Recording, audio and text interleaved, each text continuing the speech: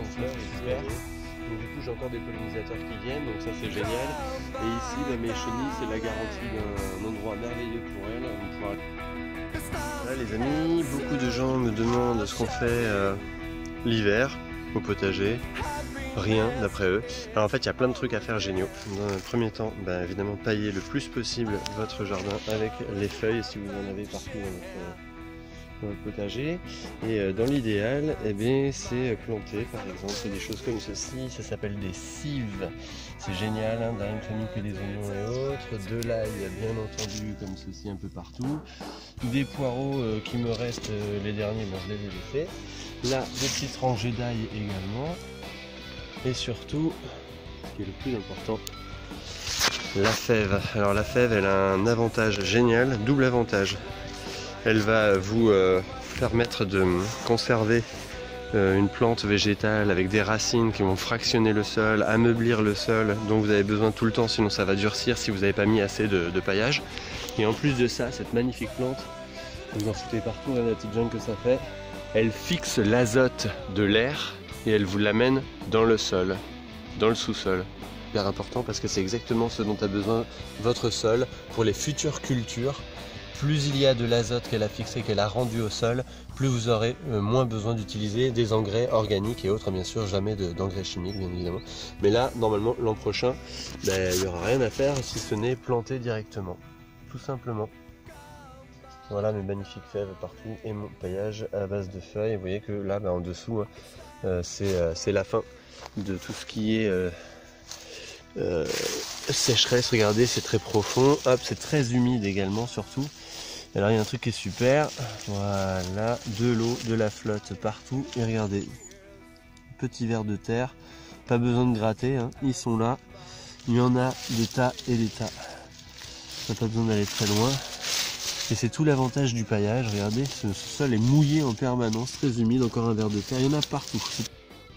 Les artichauts, un peu partout, n'importe comment, vous balancez des pois provençaux, une légumineuse très très bonne comme les fèves, hein, vous allez en avoir plein, hein, ça donne énormément, vous sont déjà en fleurs, même l'hiver, ça passe l'hiver tranquille, ça se récupère comme les fèves en avril-mai, voire même juin, et par la suite, une fois que vous aurez tout ceci, vous n'allez pas arracher vos magnifiques fèves, comme les brocolis que je n'arrache pas ici, vous allez laisser tout faire, et éventuellement, si ça vous gêne, vous allez tout simplement au mois de mai, juin,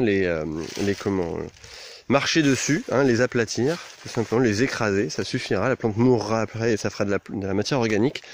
Moi le mieux en fait c'est que je laisse et je plante entre les plants.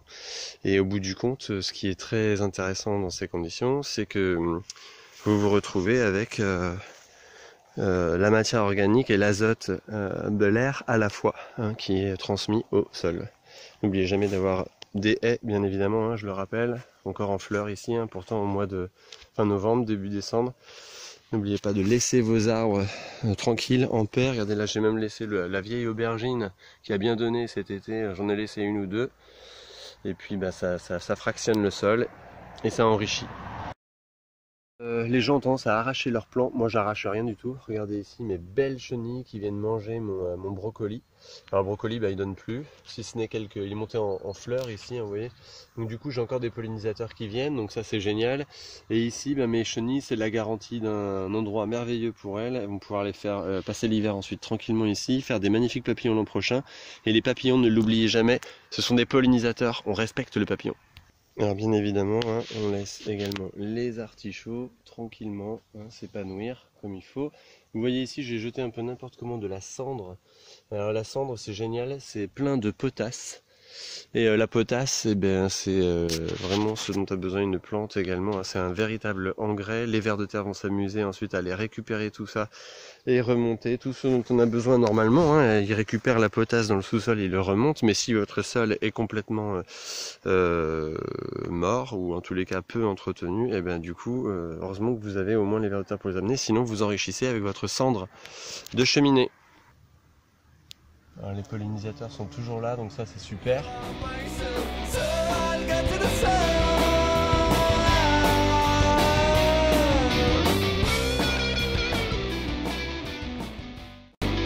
l'environnement il est simple, hein, on n'oublie jamais, on ne laisse jamais un sol à nu, hein, on l'entretient toujours en mettant juste des végétaux dessus.